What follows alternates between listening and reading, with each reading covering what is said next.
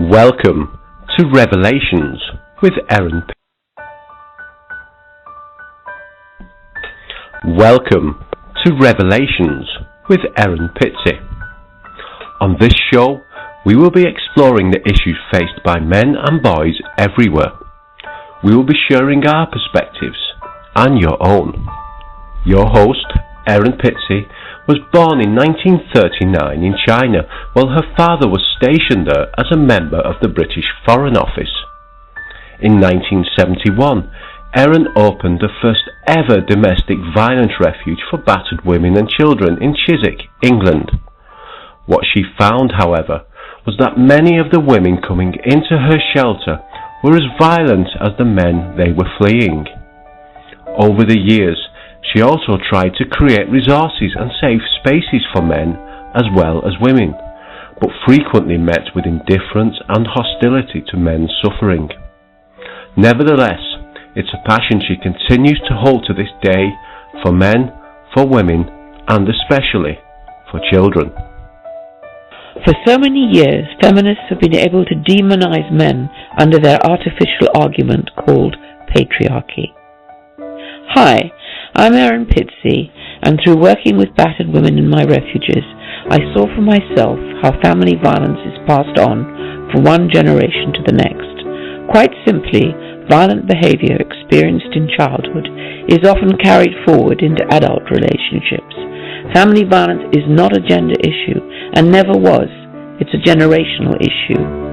To my amazement, nobody ever wanted to hear why violent people treat each other the way they do. Instead, feminists have had people believe that men are responsible for all the violence in our society. There is sufficient evidence that both men and women can be equally violent in their personal relationships, but for many years men and boys have been held to ransom and have been made to live in the knowledge that they are dispensable and shamed. There is an enormous job ahead of us, but my hope is that the 21st century will see men and women standing shoulder to shoulder and working together to actively take on the feminists and to show everyone that domestic violence is not and never has been a gender issue. The truth is that men and boys are not privileged in our society, but are often marginalised, disadvantaged and ignored. We will be inviting you to call in and discuss your views and your experiences. Anyone of any age, sex, sexual orientation or religious background is invited to call in and talk. We may not get to everyone, but we will do our best within the show's allotted time. If you do wish to call in to share your own experiences, you will probably want to keep things on a first-name basis. You may wish to use a pseudonym for yourself or family members so that there's no concern about privacy. Welcome to Revelations with Erin Pizzey and her co-host, Dean Esme. The truth is often painful to hear, but in truth there is hope, and we hope you will stick around to hear it.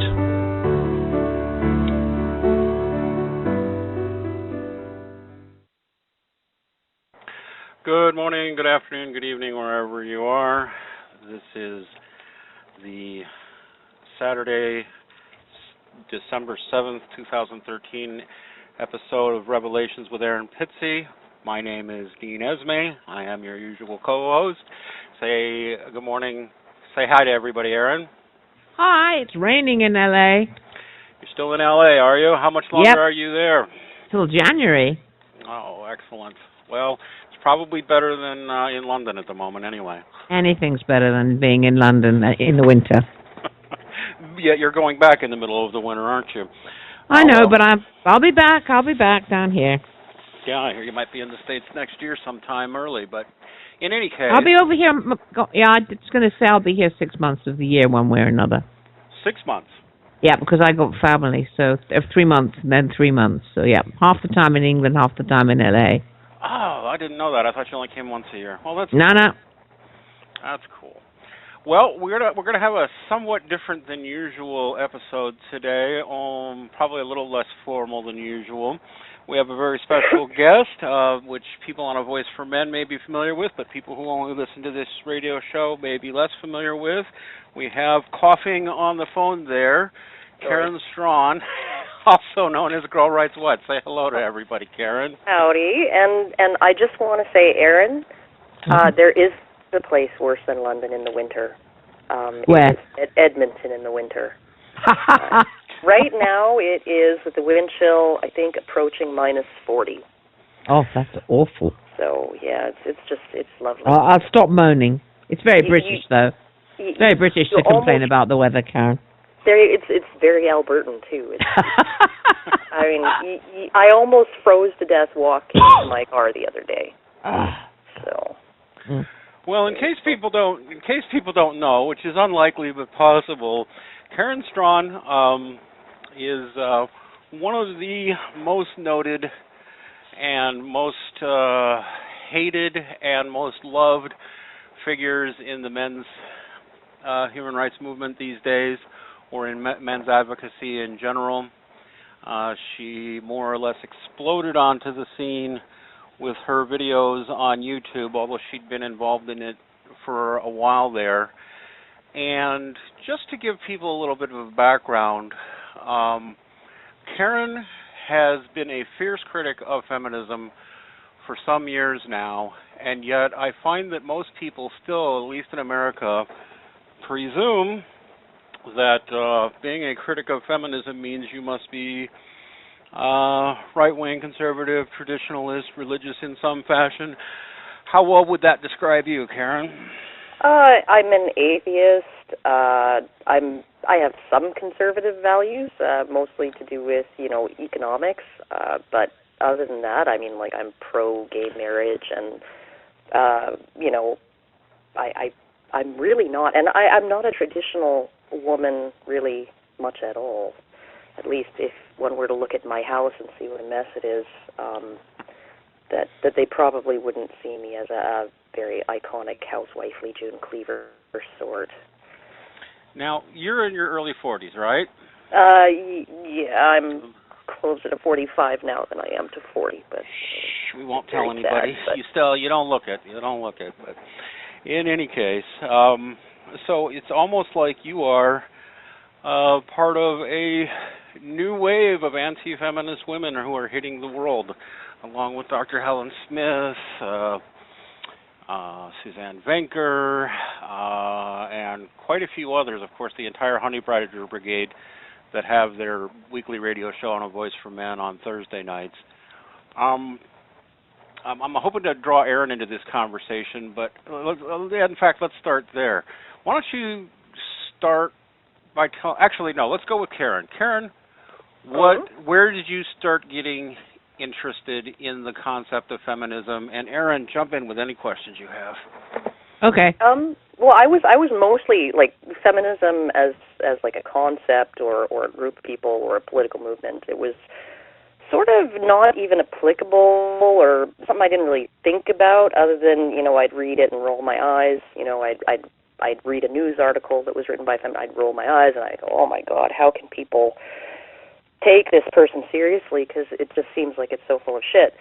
And but I didn't really start getting involved in actually speaking out and criticizing and stuff like that until I separated from my husband, and I sort of I stumbled on men's rights, or I guess I'm not sure they'd call it a men's rights website, but it's the Spearhead, and I read a lot of the articles there, and that kind of meshed a lot more with my experience of men and women and the world and how things work than anything feminists had come up with. Seemed to, fit my observations a little bit better. And then when I actually read some of the stuff that is really going on with regard to domestic violence and the changes in the law around that and around sexual assault and all of these things and the I had no idea that women were the majority of people in university until I stumbled on these websites. And then I was just like, so why are we having women-only scholarships still? And why is there still preference given? in education, in just encouragement and programs and all of this, right? I just, that's sort of when, and then I thought about the process of my divorce and how easy it would have been to just grind my ex completely into the dirt. I actually, once we'd engaged the system, I couldn't be as fair to him as I wanted to be because the judge would never have signed off on it. And that's amazing. I was going to ask, thinking about this, Karen, one of the things I found, and obviously it's much later because I'm 74, but when I first started to say, look, I don't want to be part of this isn't anything that I believe in, my problem was I was isolated by my friends. It was suddenly like that feminism had become a cult in the 70s, a really fierce cult. And it was like if you didn't actually agree with them, you got drummed out. And you lost I lost friends over this, real close friends, who suddenly overnight seemed to become completely blinded to the realities of the movement. Well, I would agree with that. I actually, there was one very close friend that I had that when I was living elsewhere in another province, and there were things that we just did not discuss. And this is even before I started investigating any of this or really looking into it. There were some topics that were just off the table because not only could we not agree on them, she would get really upset with me. And and then I think at some point she discovered what I do on YouTube, and I really haven't heard anything from her since. I suppose maybe I should go check if she's unfriended me on Facebook or something. But yeah, I've had a lot more luck here in Alberta, just being open about what I do, and to everybody that I work with, all my family, all of the people that I associate with. My boss is a woman, and she basically, when I told her that I'd come out under my real name, and so if anybody phones work and starts ranting about how you have a rape apologist working for you or whatever, and she just said, oh yeah, you know what, I'll probably just say, oh, we always knew Karen was a little odd, but she shows up for work. Don't ever call her. Bless her heart. Actually, something, Karen, in a funny way, when I was out there about 10 years ago with Ann Cools, I was in Edmonton, and one of the things I found in places like Edmonton and other places I went to, where it was particularly terrifying about what is actually happening in Canada in terms of the sex war, there was a much better groups of people that I met who were fighting back than in other much more liberal places. It was almost like there was an understanding growing because you were so much up against it in Canada as compared to, say, America, where it tends to be swallowed in this rather mushy liberalism. It's very stark in Canada, I found. Well, I think too, in a place like Alberta, we depend on our men. I mean, we really do. I mean, they're driving the snowplows. They're driving them from 10 o'clock at night until rush hour in the morning, clearing the roads. They're knee deep in water in February in a hole in the road fixing a water main.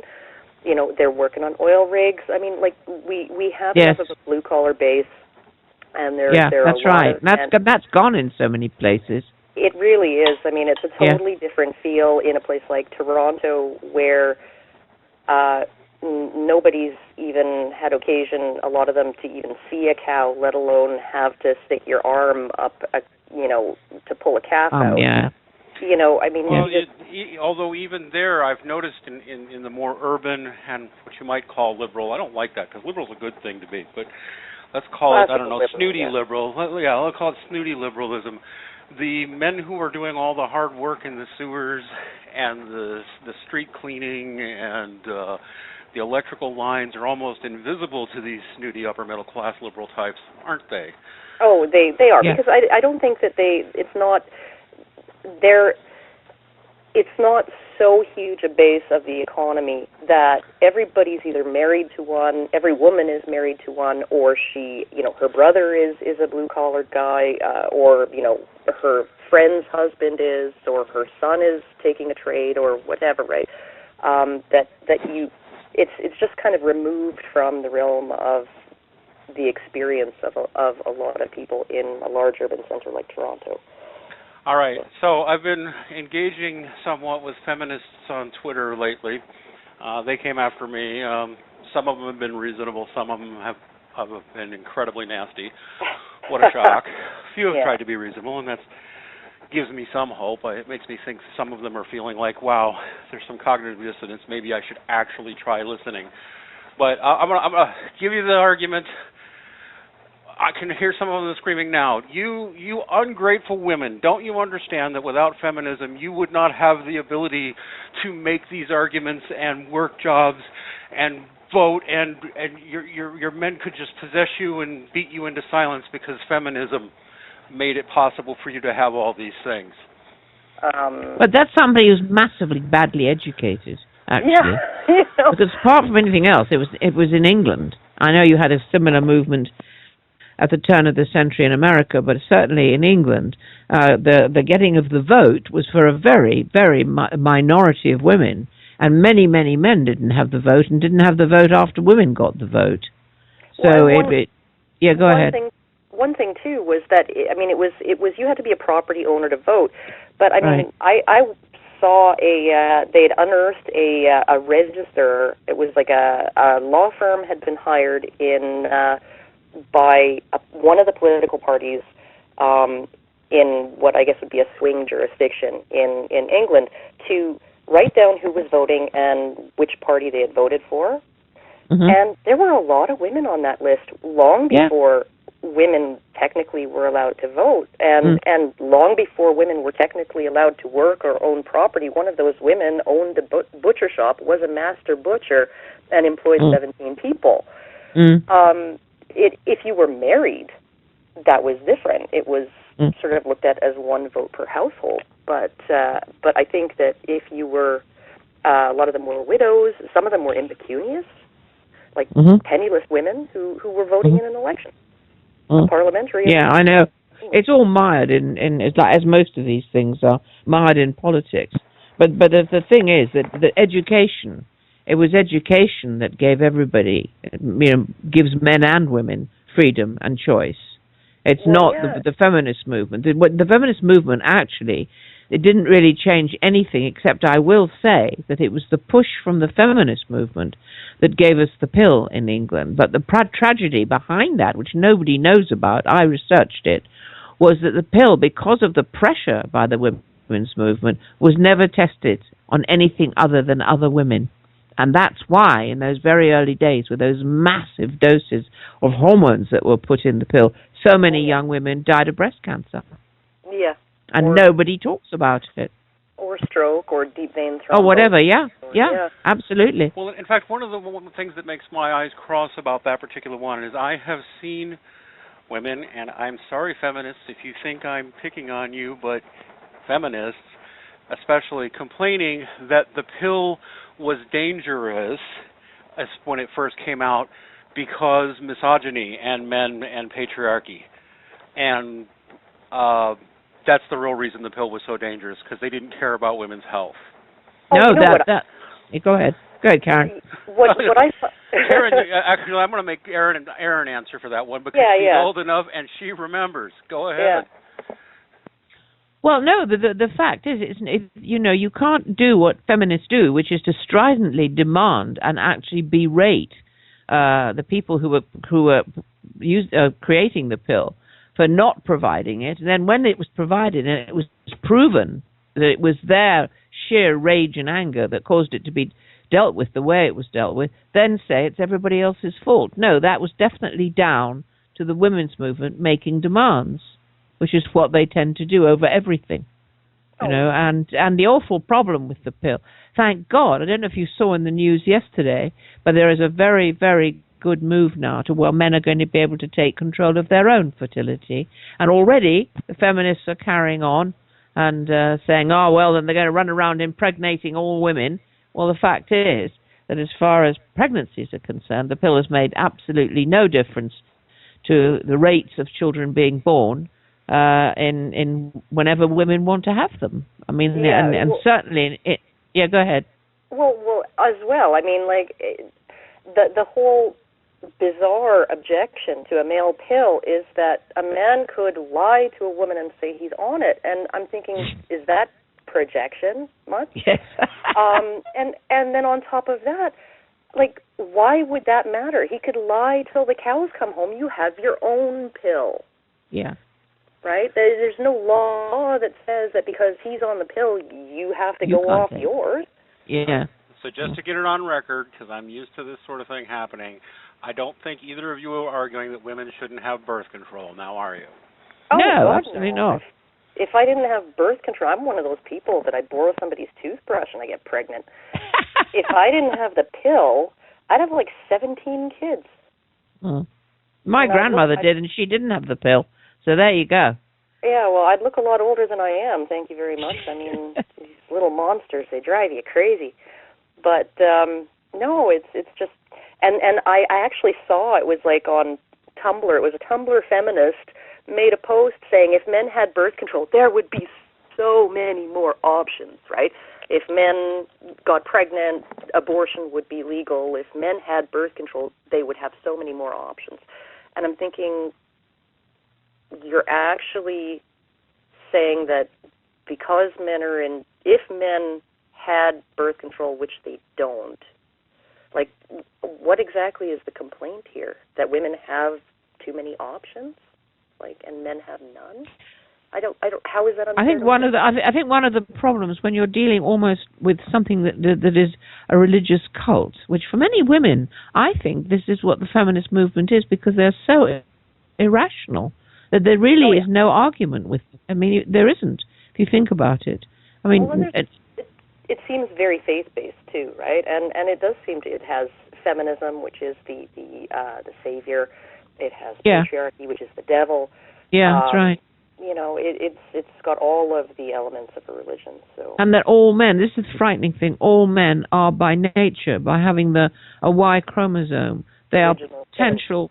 Well, there's also potential rapists and batterers, and that is an appalling way, because we've had several generations now of of baby boys being born who've grown up with the shameful knowledge that they are potentially extraordinarily dangerous to women. Oh, yeah. Even that, I don't know if you ever had occasion to see that Verizon ad, domestic violence awareness ad. I think they removed it after a lot of complaints, but in the ad, it was the monster in the closet or something. Sometimes it's real. It's your dad. And in the little storyline, the dad was the abuser. The mother and the daughter were the victims. The son, we only cared about him being abused because he would be more likely to grow up and abuse women. That was all we were supposed to care about. Yeah, but that's still really the back message everywhere, isn't it? It is. It's obscene. You know, like even just listening to some of the arguments. You know, a lot of men who raped were themselves raped when they were kids or molested, and the majority of them. They got a messed up idea of what sex is like. So if we want to stop rape against women, we should work to stop rape against boys. And I'm thinking, well, but shouldn't we just be working to stop rape against boys for its own sake? Rather than, let's do this so that we can prevent these boys from victimizing women in the future? There have been at least 3 studies. Let me just point this out because it doesn't get pointed out. There have been at least 3 peer-reviewed scientific studies that have shown that a majority of convicted male rapists, at least in the past, although we seem to be in the habit of convicting on nothing but hearsay now, but at least in the past, a majority of convicted male rapists, I got to say it one more time, were sexually molested by a woman in childhood. Yeah, that's true. 60% by a woman. I'm going to say it again, by a woman, in case people don't hear it, because these days, for somehow you say sexually molested, well, a man must have done that. Yeah. And no, not at all. But don't you two understand that it's patriarchy? Oh, it is. Women would never act like that. They would never act out like that if they weren't living in male dominance. But the thing is strange, Karen. Why is it that also another of the figures that are interesting is there's a lot of rape between gay women, and nobody ever talks about that. one of the arguments.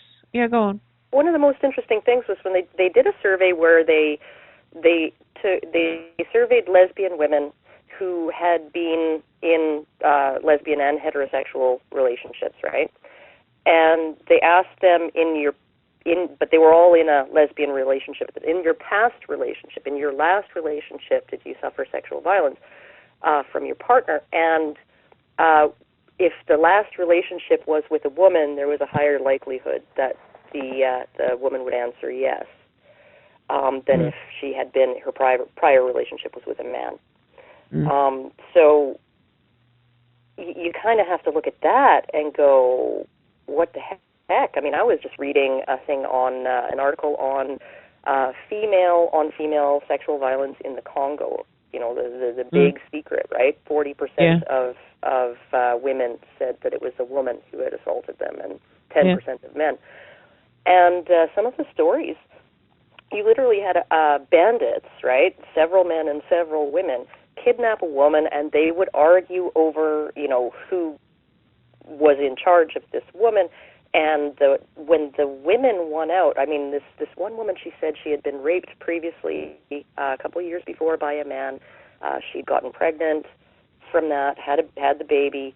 When the women were done with her uterus was destroyed. And it was only the intervention of the men, because the women wanted to kill her. The men convinced the women to let her go. Look, you know, Karen, the fact is that we never talk about women's violence honestly. I mean, what happened at Ravensbrück, which was one of the concentration camps run by women, has never really been publicly discussed. And there's no difference between the evil that a woman can do and the evil that a man can do. There isn't. Oh, yeah. And as soon as we get to that point where we stop the gender war, the sooner that we can concentrate on where it really matters. It's with the children. But what concerns me now is that the gender war has now moved on, particularly in America, to the campuses. I don't know how bad it's in Canada, but I was reading today that Auburn University, I don't know where that is, but there's a man called Joshua Strange who's just been kicked off, even though he was found completely not guilty by the court case, completely not guilty. Well, as far as the grand jury refused to send it up for trial because there was not probable cause, and they don't even need a preponderance of the evidence to recommend. Yeah, but the fact is he can't go back to that university campus ever again, even though he's innocent. Now, Judith Grossman, who's in New York, I don't know if you saw, this is more recent, she's a New York attorney. Her son has been charged. And she has now come out absolutely aghast against the feminist movement because she's called it Obama's administration's war against men. She acted surprised in that article that this could happen, but she's been a lawyer and she said she was a feminist who marched at the barricades. Right? That's right. Long feminist. Right. And it's almost like you couldn't see this coming. You were part of setting the conditions. But it's a cult. That's what I keep saying. I mean, even a woman like that who can't be stupid, you know, has been blinded for all this time until it actually... See, one of the reasons that you might find it's when these mothers' sons get attacked, as they will be on the university campuses, because they're driving young men out of them. That's what's happening. Because I've been talking to young men in England saying, because all the chancellors, the vice chancellors, all the senior people are radical feminists. They've been moving up for years and years. They're there now. How do you stop it? How do you stop it, though? Oh, and when the president of Harvard ends up having to step down because he posited as one of his three possible hypotheses for why women have a difficult time advancing to the highest levels of achievement academically in things like physics and engineering, right? One of his proposed hypotheses was that literally that men have a flatter bell curve on a number of traits. There are actually more genius men than genius women, and there are more moron men. You know, there are more mentally handicapped men. There are more dyslexic men than there are women.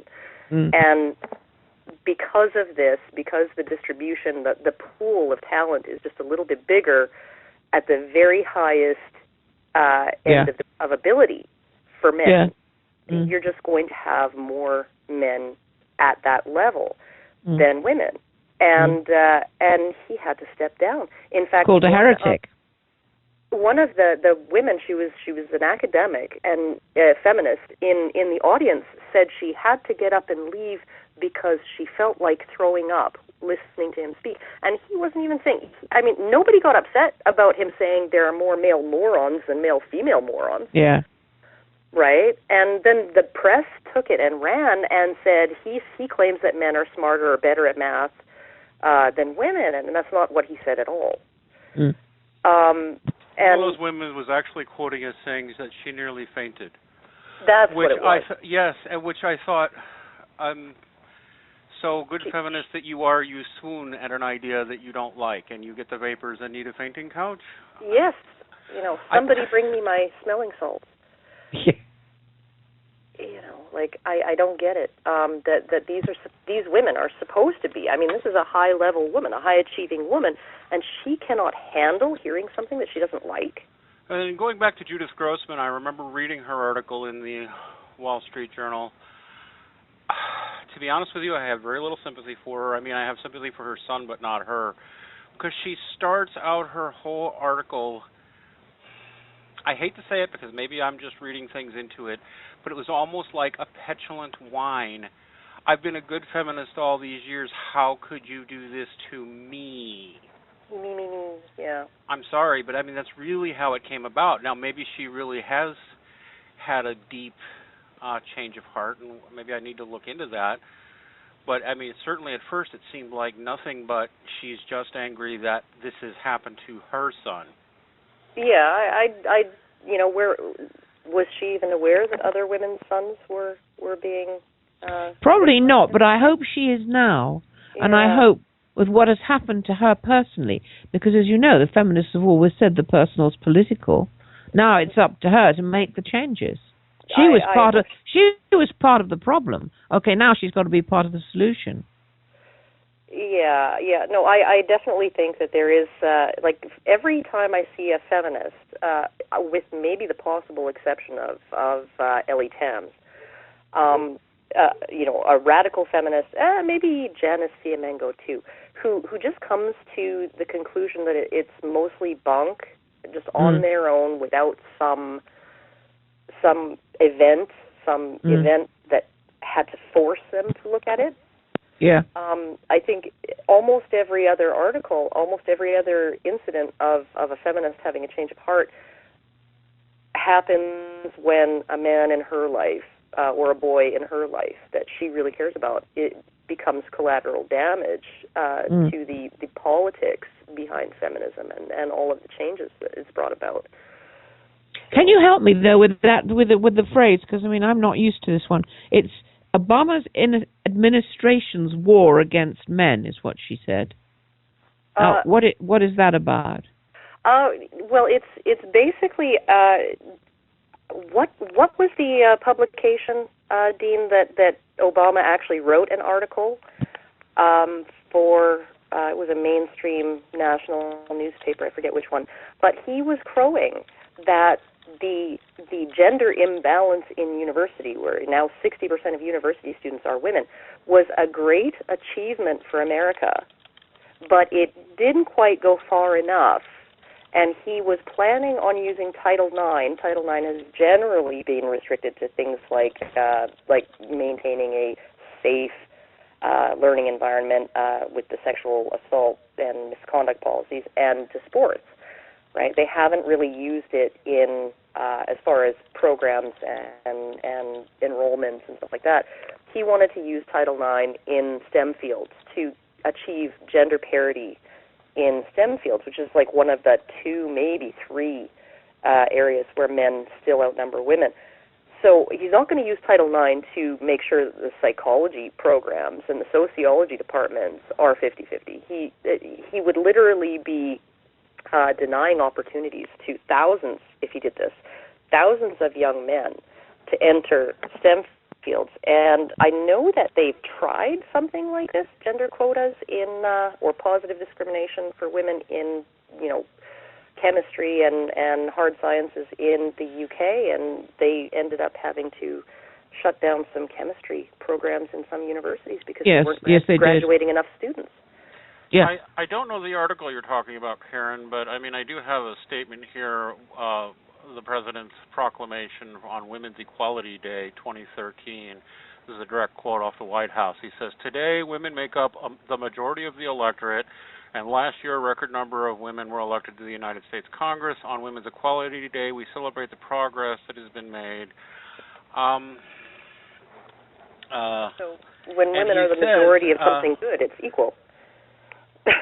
Yeah, and it says, but while women graduate college at higher rates than men, they still make less money after graduation and often have fewer opportunities to enter well-paid occupations or receive promotions. And he repeats the lie, the half-truth.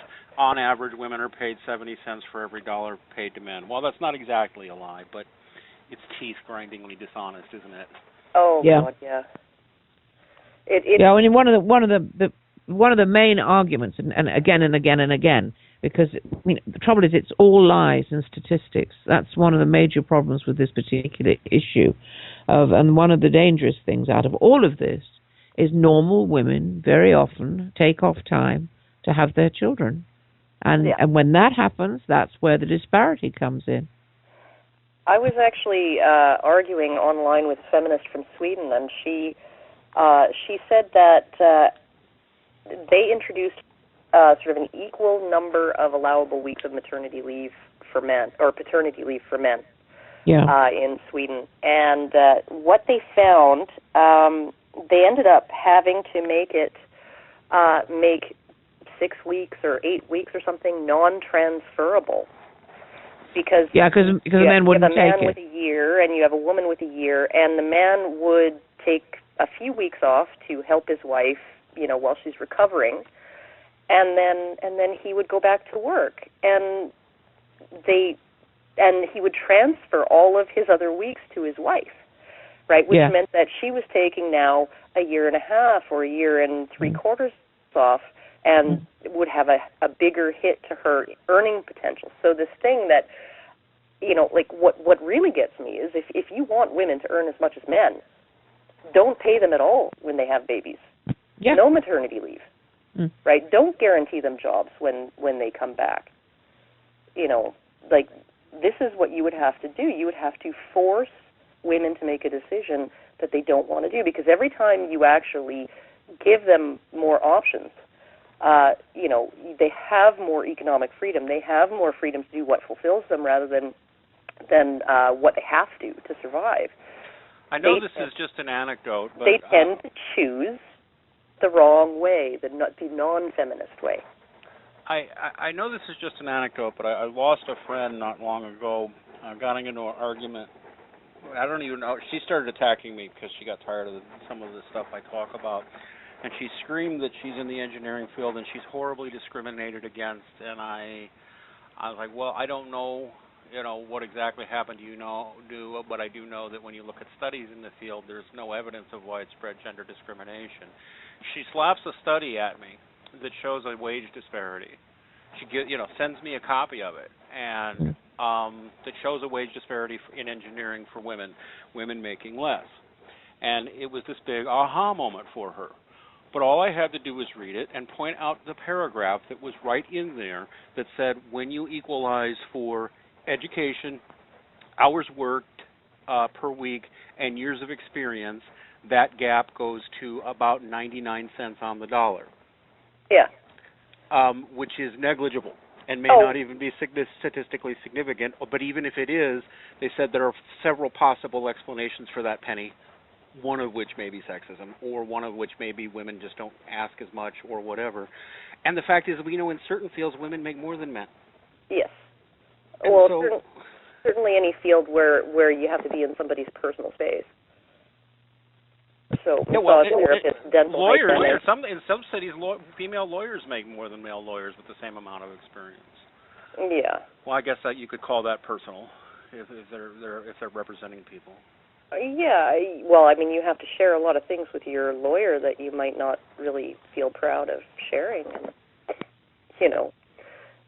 But no, one thing too is like my boyfriend works for a small company, and it is comprised of 5 individuals, and they are all men. And the reason why they're all men is because women really are not big on this company could go tits up in 6 months, and all my work and all my effort will be for nothing, and I'll be looking for a job. So I missed that. What was the point of that? well, Sorry. I mean, women tend to make safer choices, right? So the women in engineering, they're not necessarily going to work on an oil rig because it's 24 days on, 4 days off. Yeah, they don't want to be away from. Sorry. And you're saying they're less likely to take jobs and they're that are less high risk.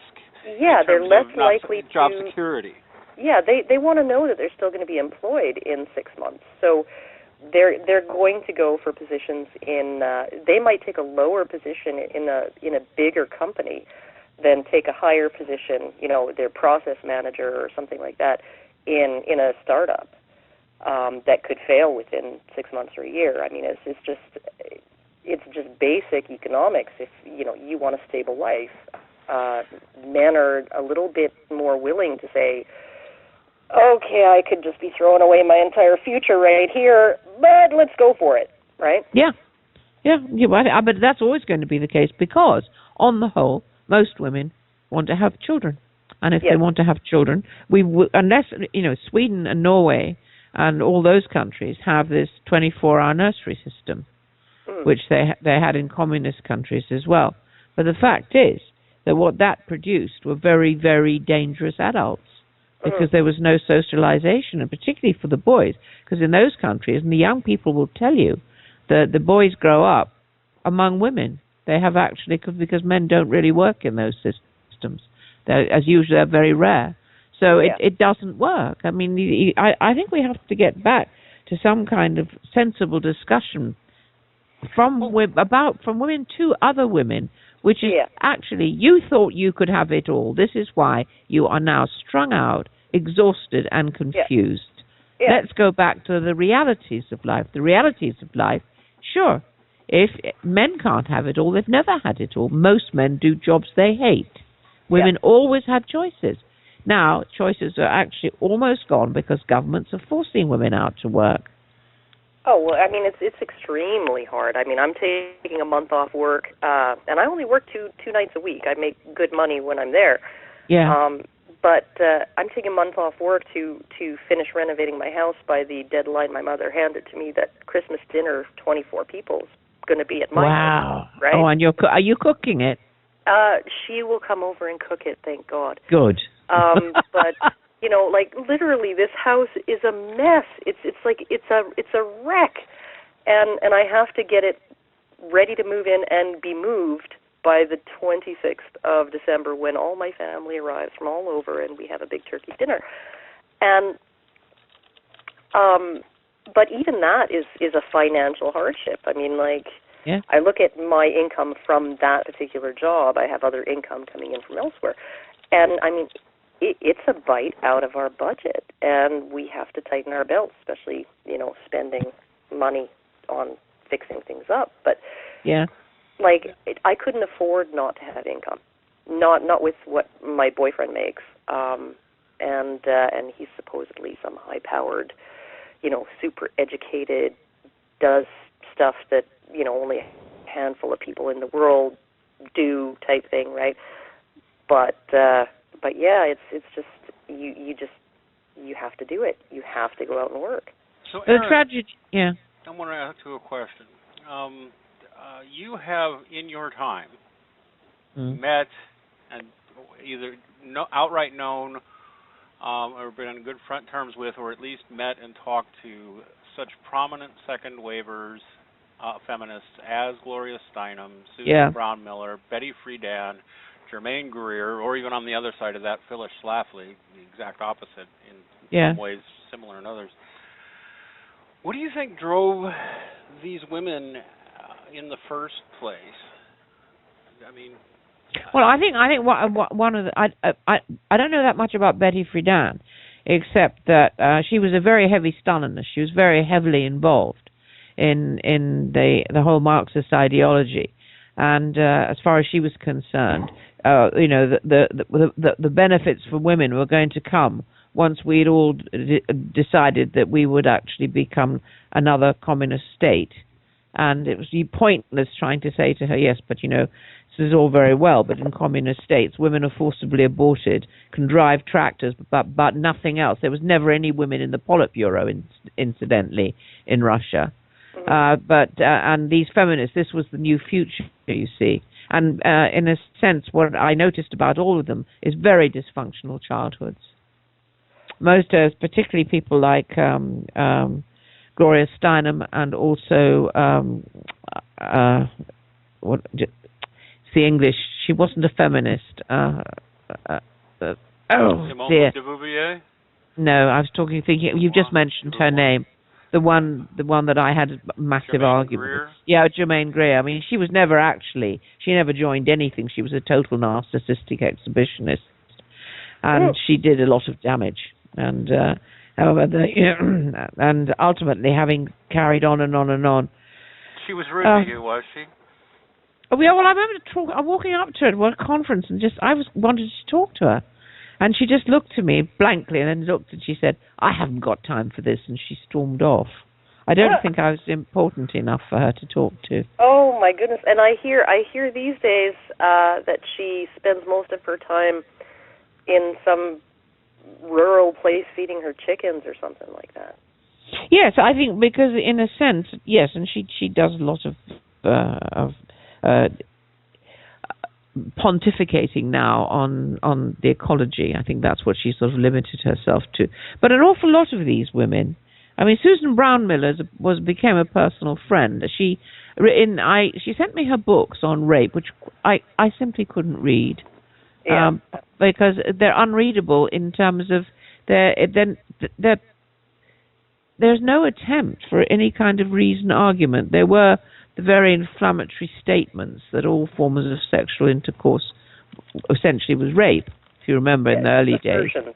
Yeah, but that's right. Well, we were all told that in the very early days of the feminist movement anyway, that, if you sleep with your husband, you're sleeping with the enemy. And in the end, she had her own personal revelation when the sisterhood turned on her when she was in New York, because it was a woman's editor of children's books living with a man, Joshua Steinberg, something like that, and they adopted 2 children, and in the end the little girl died. And oh, that's a shame. Yeah, and what happened was that everybody blamed the man, and it was Susan who had the courage to say no, the woman was equally culpable, because she saw what was happening and she did nothing to stop it. And that's when she suddenly became the bad sister and got chucked out. Yeah. Like actually saying a woman has the power to do anything. Yeah. Oh, yeah. To be because the sisterhood was busy making Susan, something Niesbaum, the woman's name was, making her icon and asking her to speak everywhere as a victim.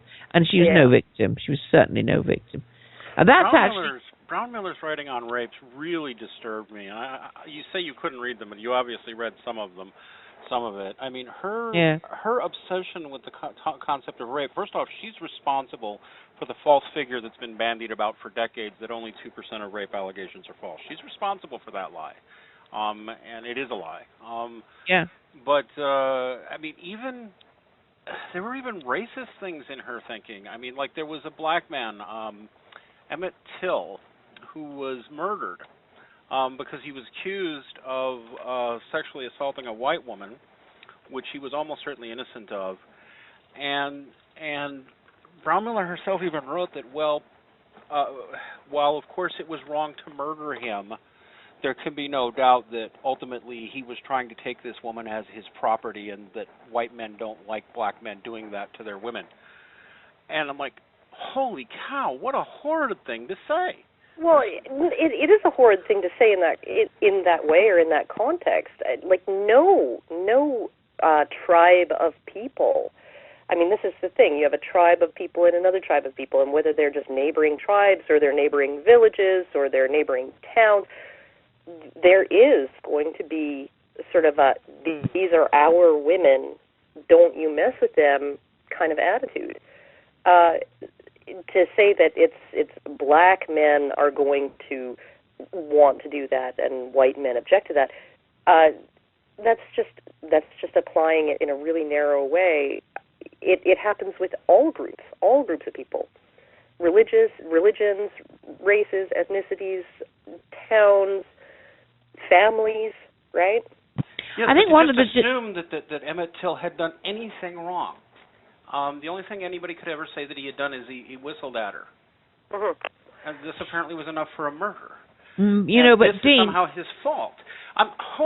Never mind. I'm sorry. Go ahead. Dean, one of the things you have to remember, and those of us who were there in the early days, in our 30s, overnight, a whole raft of women who no one would have ever heard of under any circumstances became famous. And what did they become famous for? Making the most inflammatory statements they could. And that is the truth of many, many of the so-called stars of the women's movement. They were insignificant, not at all important women, have done nothing with their lives since. And essentially, they simply sounded off. And because it was radical chic, which is what it was all reported. So now, in fact, there's a dearth, and I can see what's happening. It's a kind of creeping, and I don't even want to call it feminism, because it's actually nothing to do with what most of us all believed in, women across the world and men, which was equal rights for women, which were necessary in the very early days. I shouldn't have had to ask my doctor and prove that I was going to get married to get contraception. I shouldn't have had, if I wanted a mortgage, to get my husband or my father to sign for me.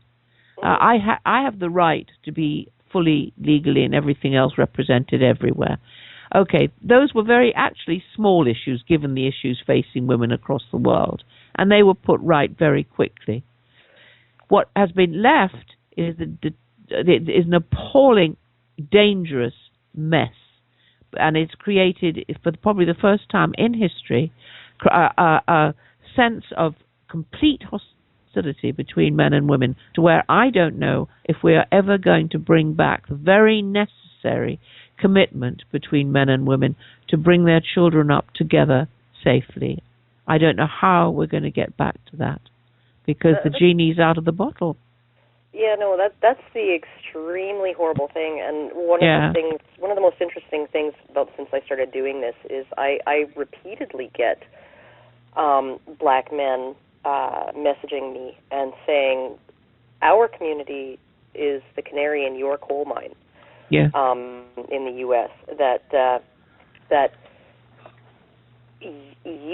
what has happened to black men, right, and to black women, and especially to black children, is going to happen if you guys don't find some way to head it off. And I can't say that they're wrong. And a lot of a couple of these black men, they really criticize MGTOW, because they when men give up, when men drop out, communities go to shit. Yeah. Now, when you say MGTOW, for anybody, when you say MGTOW, for anybody who doesn't know, that's a phrase for men going their own way, which has come to mean men who simply refuse to get married or even cohabit with a woman. There were some men who used that phrase or years ago who fulfill reject the protector-provider role. Yeah, okay. But I got to tell you, I've talked to a few of these guys, and it'll sound rude, but one of them heard you once say that, Erin. Well, women don't have the choice to stay home. They don't have the freedom of choice to stay home anymore. And now these are young men, right, under 40, saying, yeah, and why should I give a damn? Yeah, like, when did I ever have a choice? Well, and really, screw them. Women just are hateful and want to use us. Why? Why would I even care what they want or what they need anymore? And that's a pretty harsh sentiment, but it's hard for me to just wag my finger and say you're wrong, or man up. Right. At what point do men have a right to say, wait a minute, I have needs and they matter? And let me tell you, Buttercup, having to provide for you is not power for me. Yeah, no, it's just exploitation. I mean, it wasn't, I don't think it was, I mean, maybe mutual exploitation. I mean, like, men and women had a partnership. The man contributed something, got respect for it. The woman contributed something, got respect for it. There was an interdependence there. Yeah. And then all of a sudden you had like an entire wave hitting society screaming, a woman needs a man like a fish needs a bicycle. Yeah, that's and Gloria the moment Steinem. the bicycle decides that, you know what, I don't need that fish either, then everybody starts flipping their shit. I mean, like the amount of anger from women and feminists over men going their own way. And this is just men who are saying, you know what, I'm not going to play the game anymore. Yeah. Right? And I'm not going to pay for dates, and I'm not going to, if I can get laid, maybe I will, but it's not my top priority. I'm just going to enjoy my video games and my 30-hour-a-week job and not be an economic generator and not pay a lot of taxes and just look after myself and live life my own way. And I don't care whether I have children or not. Is also part of it. Flipping their nuts. But the sad thing is, though, can I just say, Karen, sad thing is, now that I'm living, I lived for 6 years in Santa Fe, New Mexico, and I know America very well. It was just sad that the generation that are actually being punished for this are the much younger generation of women coming up who don't see themselves as radical feminists. Yes, they do want equality, but they essentially are completely, they're the casualty because they're the ones that the men are not going to get involved with, young men. Yeah, no, and so they're paying for their sisterhood. They are. They are. Yeah. It's a huge cost. I mean, like, and you look at it, but you look at the feminist response to it, and it's almost like they want to declare a man who says he's disinterested in serving women and serving their interests, he's a misogynist. Yes, absolutely. And according to you. I mean, if he was just a loser in somebody's basement, you wouldn't care. But because he's actually stated, I'm making it, this is a choice of mine, now it's misogyny. Yeah. But one of the things is that I never understood is none of these women seem to understand the word consequence. Oh, God. Did they? I mean, no. this is a consequence of years now, of nearly 50 years of hatred towards anything male. And the tragedy of it is another generation are going to suffer from it. I can hear some of them listening now shrieking, no, it's not. We don't hate men.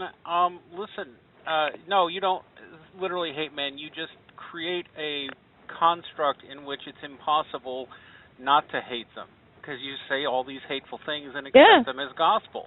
Yeah. So sure, and then you'll say, well, it's not all men's fault. It's just the patriarchy. Well, what is the patriarchy? Men in charge? Excuse me. The whole idea that the patriarchy, right, that a system where men are in most positions of public sphere power, right, is necessarily unjust, right? That it is that the very fact that men are in charge, mostly in charge in most spheres, is necessarily unjust means that men are by nature unjust. That's what you would have to conclude, I suppose. You would. How do you coherently get out of the fact that in a democratic system where women are a majority of voters, they vote for men? Well, actually, studies been done on it, and when women run for office, they are just as likely to be elected as men are. There's no discernible voter preference on that.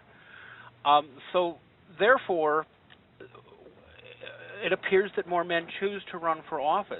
And I know something about politics, and I would never run for office because that not only is that a difficult job that requires a certain degree of narcissism I don't have, but it's horrible. Actually, whether you're liberal, conservative, Republican, Democrat, whatever, politicians, professional politicians, have sky-high divorce rates, high levels of alcoholism, and a whole bunch of other things that go with basically jobs that are 24-hour-a-day, 7-day-a-week jobs. And a lot of women don't want that either. And I look at it with me. I've got encourage men to do that. I've certainly got the narcissism, but my narcissism is about I want to spend my time doing things that interest me as much as possible. I don't want to be bogged down in minutiae.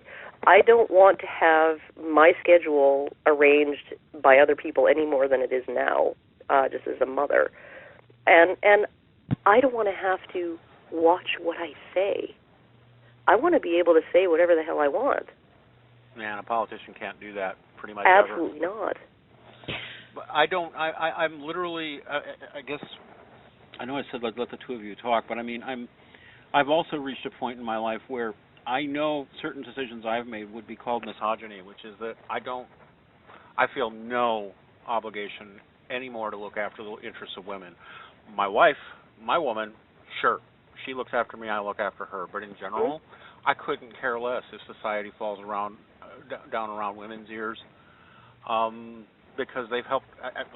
I'm just going to say it. They've helped create this system. Yes. Where I'm expected to be the hard worker. I'm expected to be the hard worker, and if I'm not, I'm a bad guy, and if I am, I'm an oppressor. I can't win either way. I just don't care anymore, and it's giving up an emotional exhaustion. But you know what? But it seems to me, and I've been trying to say this now for the last 10 years, time has come for reconciliation. Just having this gender war that's going on, where men are now getting to where they don't want to have anything to do with women. Women have now coming to the conclusion that maybe their foremothers had got it all wrong, and now here they are, and they're not going to be married, and they're not going to have children. This is actually no future for the Western world. And I do think it's not enough to say, look, I'm bowing out of this. I don't want to deal with it. I think we have to actually look at it and say, okay, what can we do now to put this right? We have children. I have great grandsons. I want a better world for them. I don't want them to inherit this mess. Well, one of the things that I think women have to do, and this is one of the really, really annoying things about female opposition to feminism in the past, is that it was actually, I mean, like, you look at Phyllis Schlafly, and her opposition to the ERA was basically it would give women no rights that they didn't already have, but would force obligations onto them, like potential eligibility for the draft and things like that, and remove entitlements and exemptions that they enjoyed, right? So you literally had the opposition to feminism being in a form of, this is the best deal for women that we could possibly find, because we are enjoying our traditional entitlements and exemptions at the same time as having equal rights. And but there was no thought to, is this system fair, right?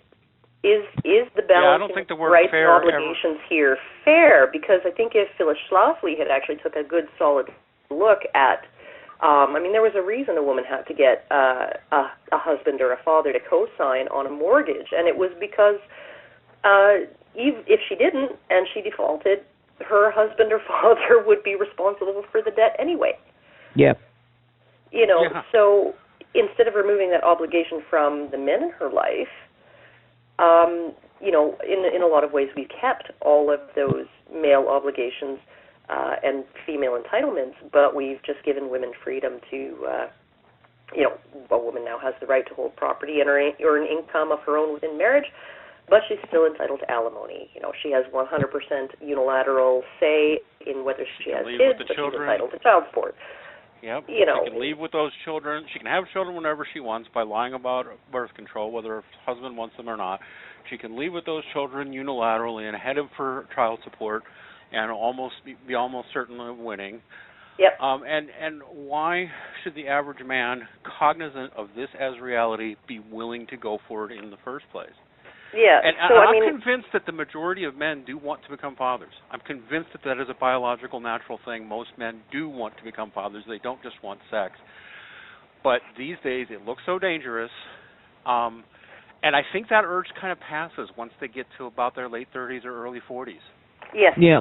They actually, the urge, the willingness, or the not the willingness, but the when they ask how much do you want to get married,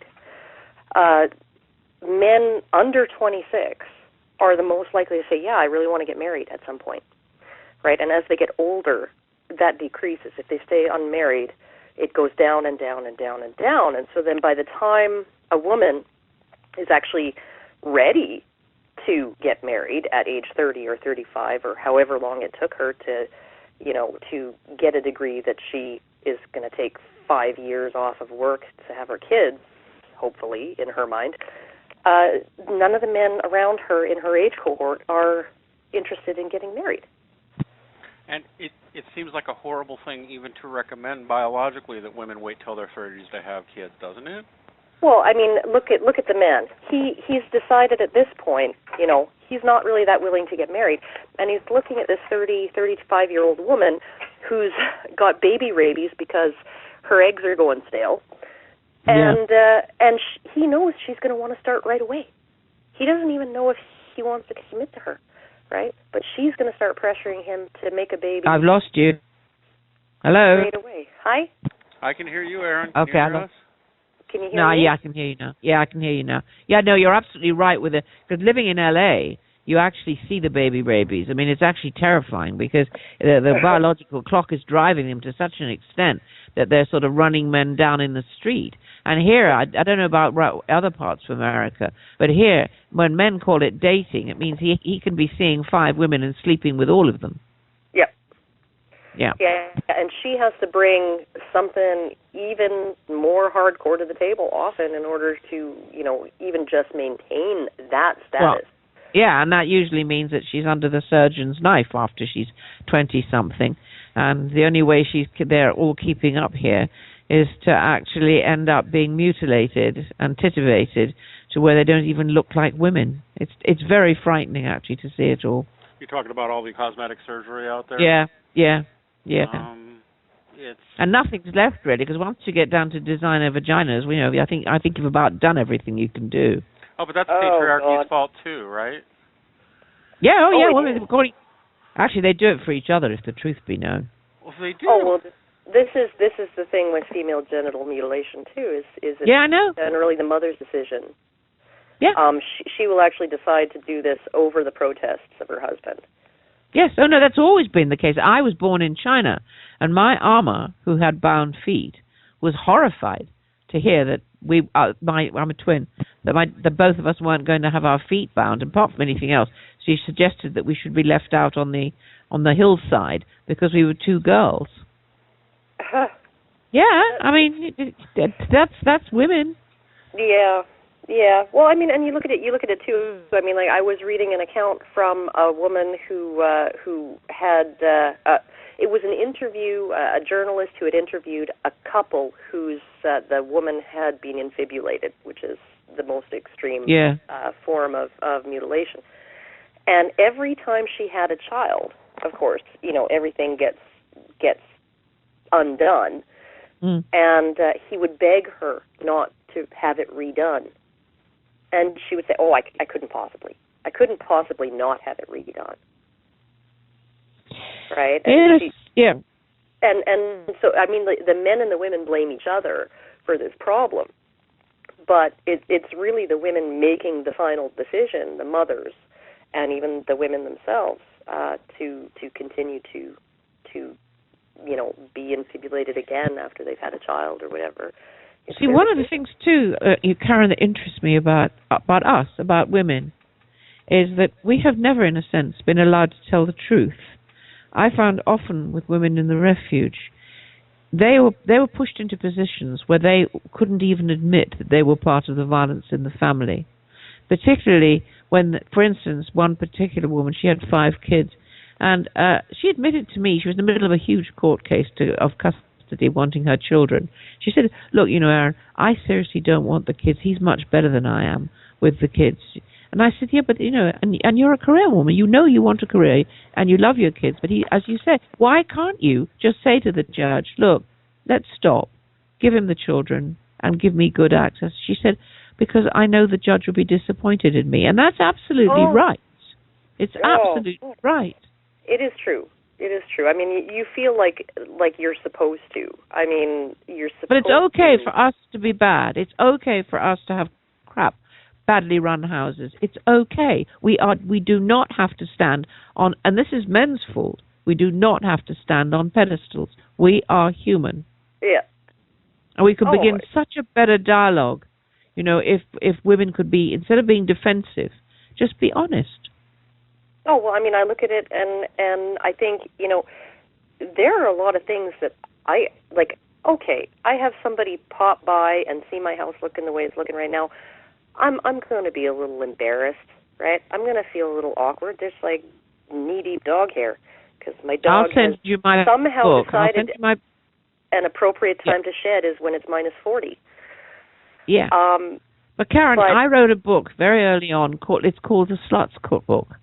And I'll send it to you. Because the fact is, you should rejoice in your inner slut. Well, now, you know, I honestly, like, I'm not apologetic about it because I feel like I have more important things to do. And a friend of mine once said, only boring people have spotless houses. Absolutely. Like, yeah. You know what? There you go. That's me. What was in the Slut's Cookbook, Erin? Because I remember, I haven't read it, although I've read about it, and it seems like your definition of slut's a little bit different than what people in America think. Well, what was your definition for it? Well, yeah. Now we have two different words. A slut is probably slovenly or sloppy woman. Slovenly, but she's also sluttish, but she's also sensuous, and she loves things of the flesh. We have another word called slag. A slag is actually promiscuous. Right.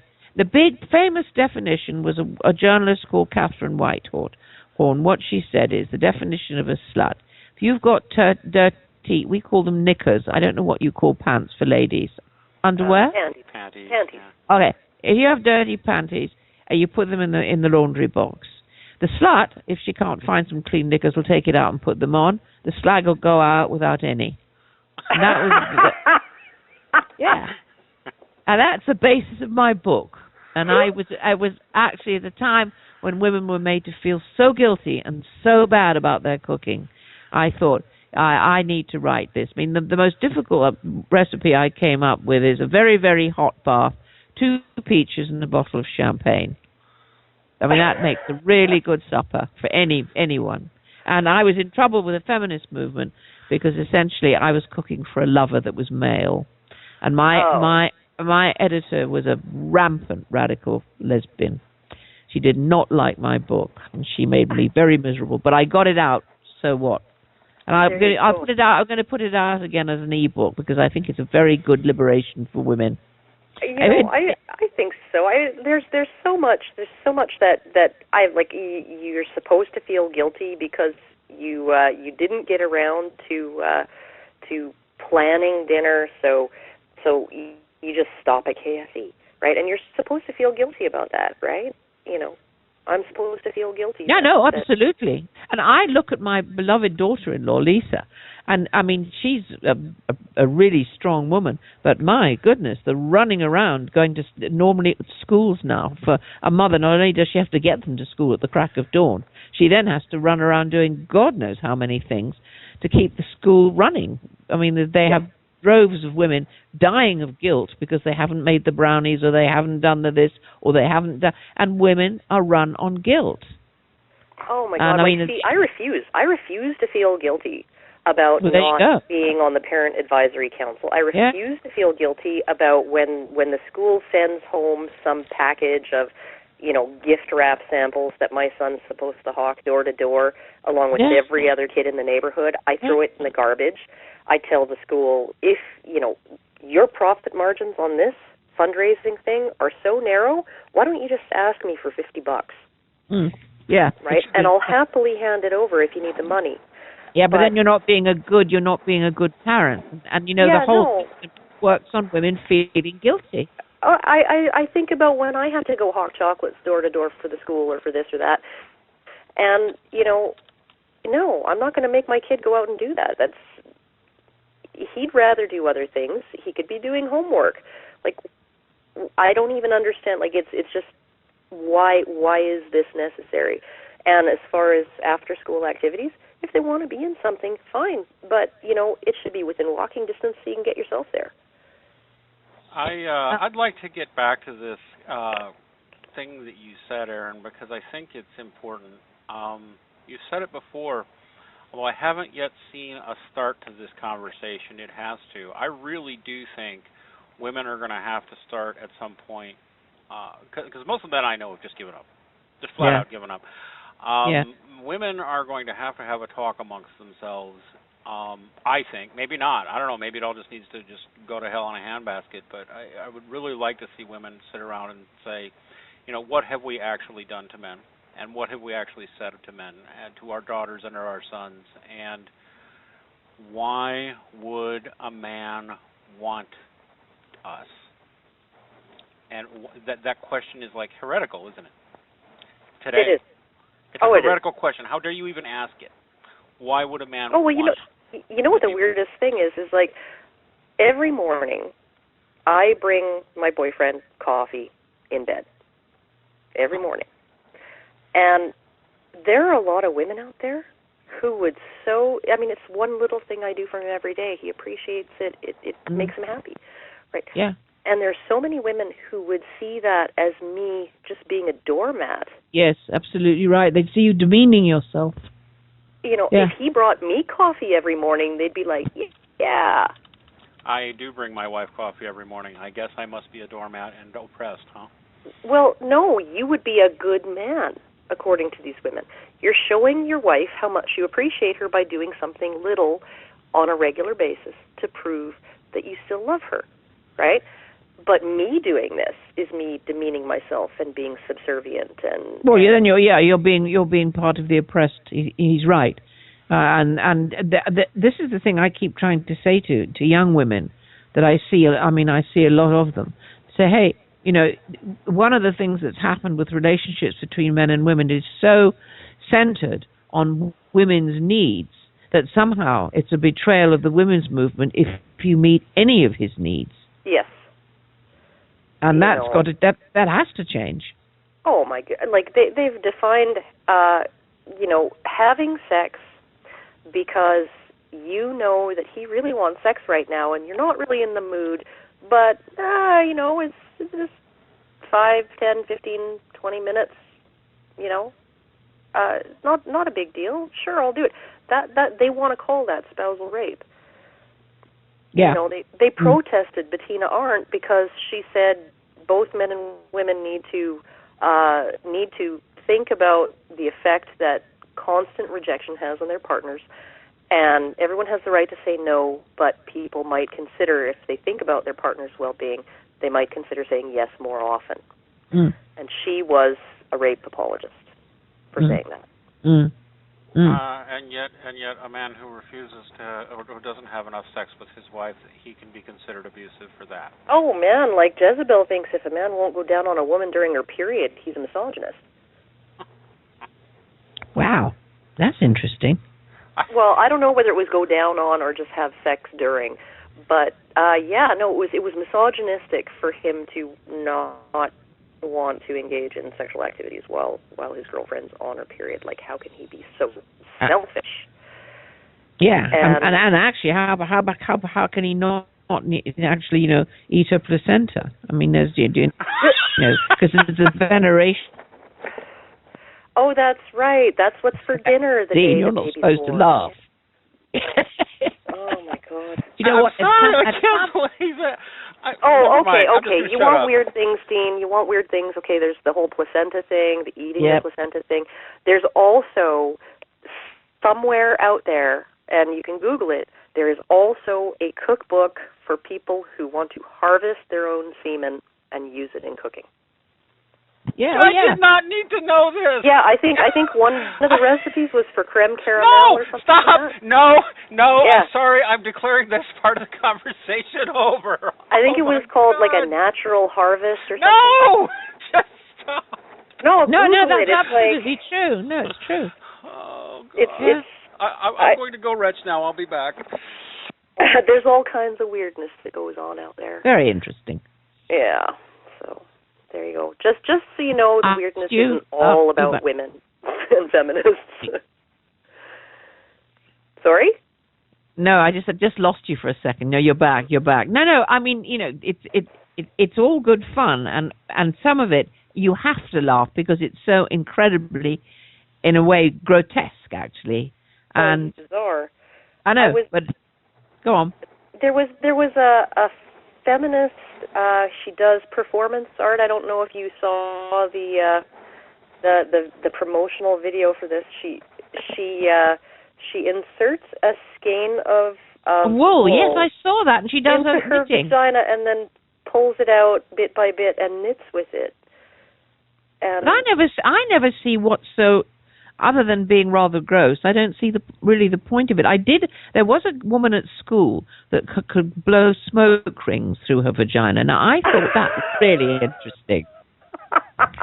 I once saw burlesque performer profiles where she could shoot a ping pong ball 30 feet or something like that. Wow. We are so ingenious as women, aren't we? Mm. But I mean, you look at it, just knitting from your vagina, and I'm thinking, I wouldn't want to wear that scarf. And then she makes a point of saying, "Oh, of course I don't stop when I have my period." Wow, think of the pattern. You see the patches of the scarf that are blood-stained, right? Yeah. There's just so much weirdness out there, and I think there's so much fixation on vaginas from feminists. You see the cover of the. Did you ever actually go and see the vagina monologues and stuff? Because I didn't go anywhere near it. I mean, obviously anybody's done it, but I mean, it was just. I mean, I just remember. I must tell you this. It was a house full of professors, and it was in Ann Arbor, and they were hosting us, me particularly, with and another member of staff. And I was fascinated because they brought out all of these books, these I thought they were holiday pictures, and we'd started to open them, and I was prepared to yawn and think, oh, yes, that's absolutely lovely. And then I suddenly realized, because I'd never seen it before, there were pictures of cervixes, and the name and the date of each woman's cervix was under it. And I sat there with my mouth open, because then I realized that this was actually a group of very radical lesbian professors at the university. And these were all their girlfriends. They'd been photographing each other. And you're talking about obsessions. Yeah. And what fascinated me, when we ran out of the names and the dates, the women showing me these pictures could still remember by the cervixes who the women were. And I remember the other time when in the refuge, a whole lot of us mothers were invited to a health center. And as we walked in, we were all sitting on the floor, because you did that in those days. You didn't sit on chairs because it wasn't cool, so you had to sit on the floor. We all sat on the floor. Yep. And then suddenly out came this big bag, and she produced these speculums. She said to us, now, women have to know their own bodies. And so we crossed our legs even more firmly. And then I said, I think at this point, we are going to decide that there are things that we don't really necessarily have to look at. And we disappeared, all of us. With a clatter of feet, and we were gone. No, I mean, there is an obsession in the women's movement, absolute obsession with all things vaginal. And as you know, is that it's now culminated in this whole business of now, you have terrible, terrible circumcision and mutilation of people, of babies and people. And here we have the Western women getting their designer vaginas and all sorts of things. And that's another form of mutilation, but we don't see it like that. Yeah, no, I mean, and you look at it too, and I think, after you have a baby, if you ever hold a mirror up there, and then you learn to love what you normally have, because nothing's less pretty than how you look right after childbirth. So I don't even, who's even looking at it? It's usually a guy or another woman who likes the way it looks. So why, or, who likes it for its function, or who likes it because it's part of you. But then there's a huge amount of women who so hate their own bodies. It is now, and this is the tragedy. I think part of the tragedy of the women's movement, because one of the healthy parts of the women's movement was to say you're okay as a woman. You don't have to. But actually, that only lasted a very, very short time, and women were back to destroying each other.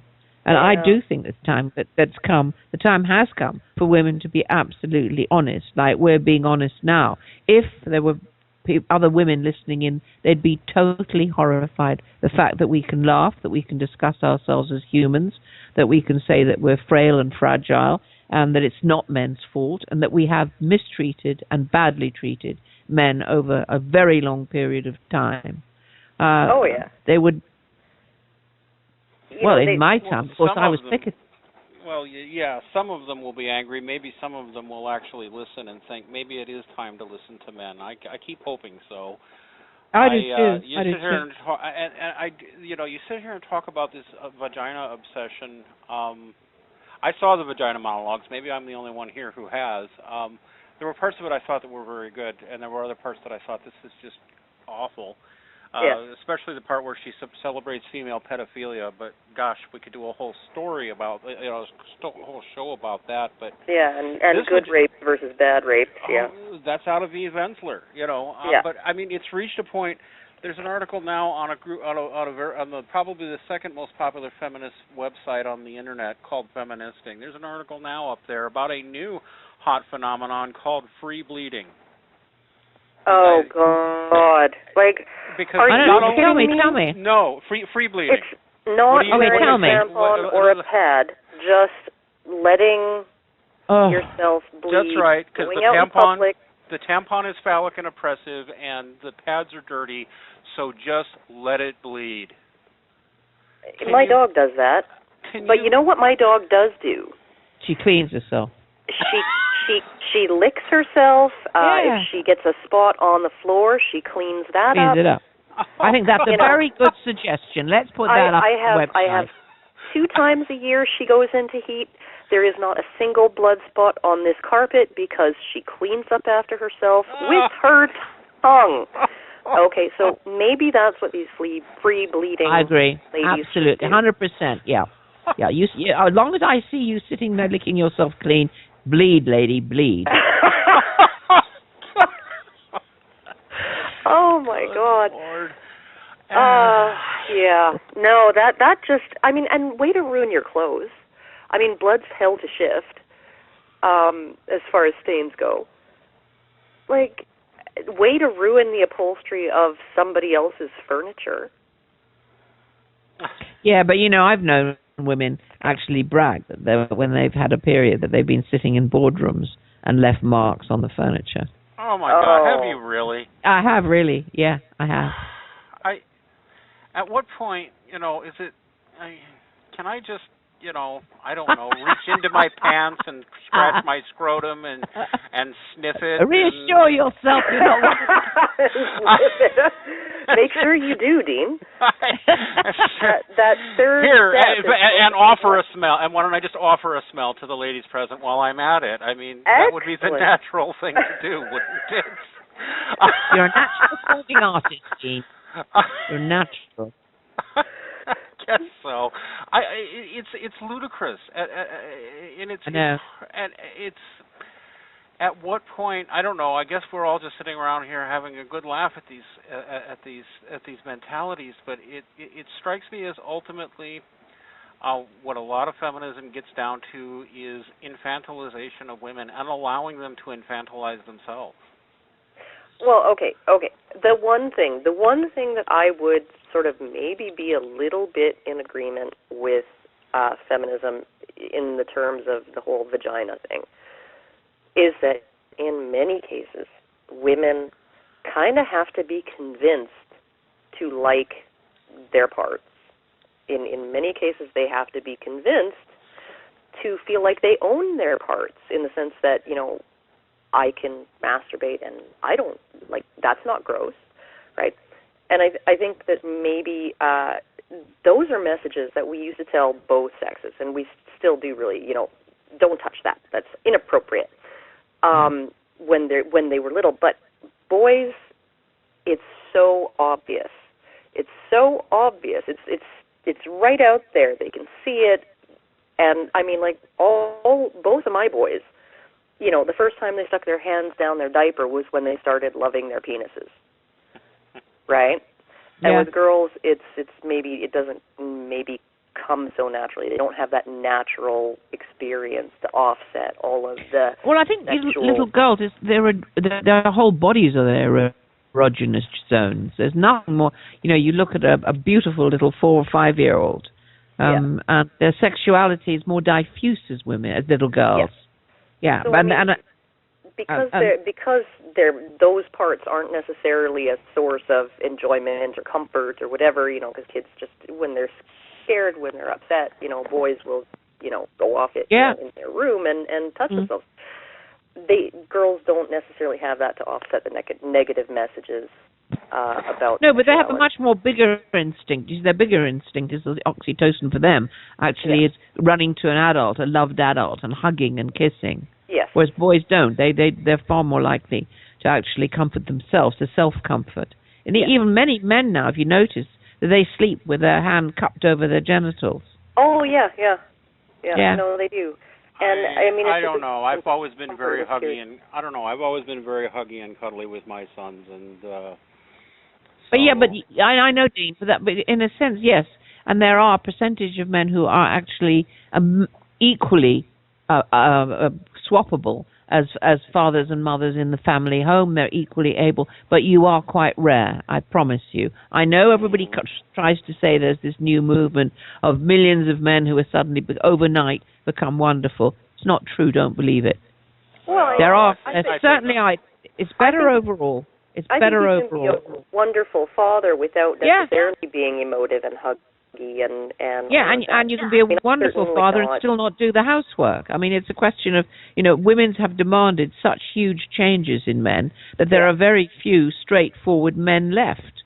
There are a whole lot of bullied men into being metrosexuals, and actually they're feminized. And then women don't want them anyway. I mean, no wonder men are confused.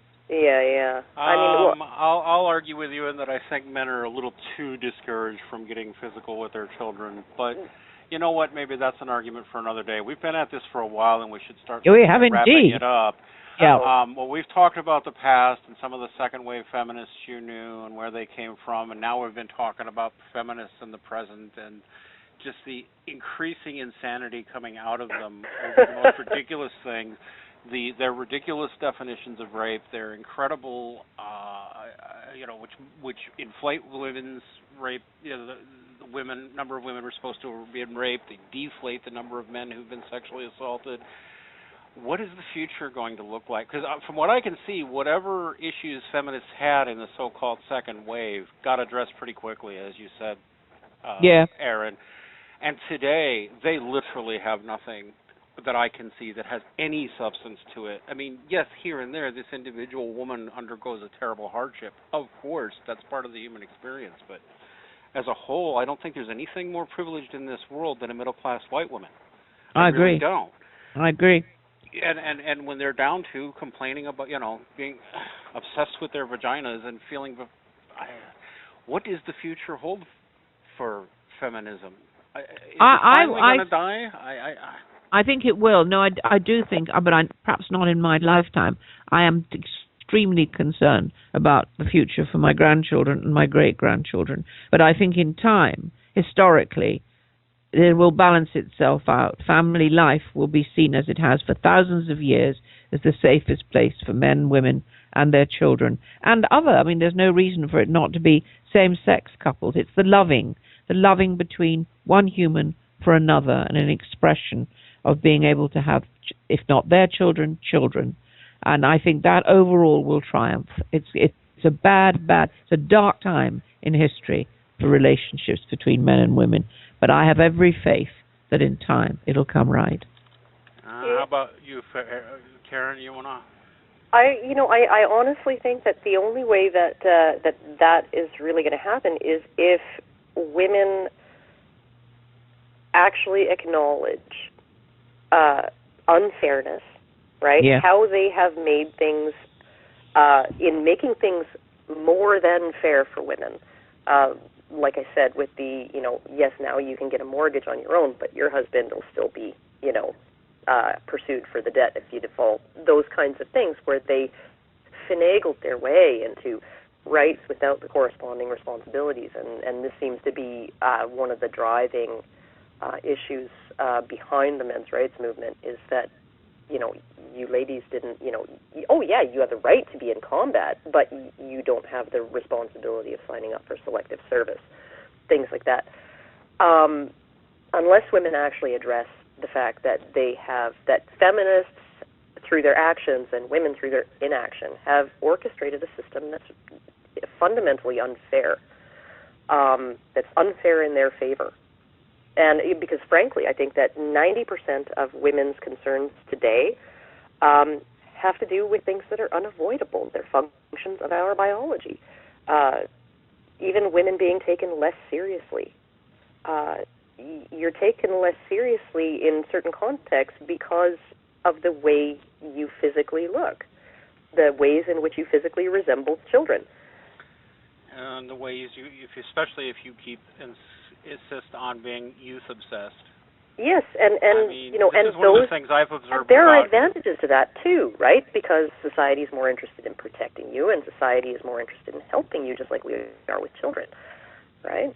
So, but I look at something, and I guess I'm pontificating again, but I look at, for example, Erin, who is certainly no slag, but and it's not like whenever she goes out in public she doesn't bother, but Erin, you've never made any effort that I can see to hide your age or hide your years. You wear them with pride. Yeah, I mean, and look at the size of me. I mean, if nothing annoys a woman journalist more when she walks in and realizes that I don't diet, and I know she's going to get more upset by the fact that I don't diet than she is about anything else I'm going to say. And if you look at anything written about me, it's always about the size of me. Whether I'm the Boudica and the this, and you look at her and you think, listen, lady, because you've decided to limit yourself because you want the kind of praise that starving yourself to death goes with. Believe me, you have one life, and I don't believe when we move on that there's going to be any big table groaning with food. So let's just all enjoy what we enjoy. Oh, well, one thing that I've noticed is that female criticisms of me coming from women often center around how I'm jealous, I'm envious of Christina Rad because she's prettier than me or whatever, and I'm like, what about how I present myself gives you any impression that I consider my looks to be an important aspect of what I do, at least in this context? Yeah, absolutely. What gives you the impression that I'm trying to compete with younger women with long hair and makeup and jewelry and all that, right? Exactly. But it's an issue for women in general. It just is, and that's a biologically predictable thing too. As much as feminists want to blame Western beauty standards on the male gaze and patriarchy and men's standards when it comes to women, like every guy I talk to, he doesn't want to be with a woman who's so heavily made up that he's worried that kissing her is going to, cost her half an hour of repairing her makeup. I mean, he doesn't want to have her foundation rub off on his glasses. Yeah, and her false eyelashes stuck in his teeth. Yeah. I mean, like, this is not what men... This is all a female-driven competition. But it always has been. It always has been. And you know what? I think that's really what it has to be. More women need to be blunt about these things, which thank God we have women who are. And we need more men who are willing to just be blunt. Yeah. And say what they think. And who cares about sparing the ladies' delicate sensibilities? Deal with it. This is how I feel. This is what I live. This is what matters to me. And if you don't like it, don't be in my life. But anyway. Well, I think we've rambled enough. Thank you so much. All right. Nice I'm expecting you're desperate to leave so that you can go look up that book, Natural Harvest. No, I will not. In fact, I will never forgive you for even putting that image in my head. We are no longer friends. We are no longer friends. I'm never speaking to you again. I did not need that. Oh, God. Oh, lovely Why lady. do you hate your own body, Dean? Oh, God. I don't know if we reached any conclusions here, but it was a fun discussion. Thank you, ladies, so much. Lovely to talk to you, Karen. Really great. Yeah, nice talking to you. We should do this more often. We should. We All should. right. Thank you, everybody, and good night. I'll see what James thinks of all this. You have been listening to Revelations with Erin Pizzey and her co-host, Dean Esme. Our show's opening music is called Eternal Hope, and the closing piece is called Sunshine. Both pieces are by Kevin MacLeod and are used under the Creative Commons Attribution License, with a link in the show notes. We also wish to thank James Huff and Paul Elam, and indeed all those who are part of the A Voice for Men community for their support for this show. Remember, in truth there is hope and healing, and we hope that you will be part of helping to spread the truth and the healing. Please join us next time in Revelations with Erin Pizzey.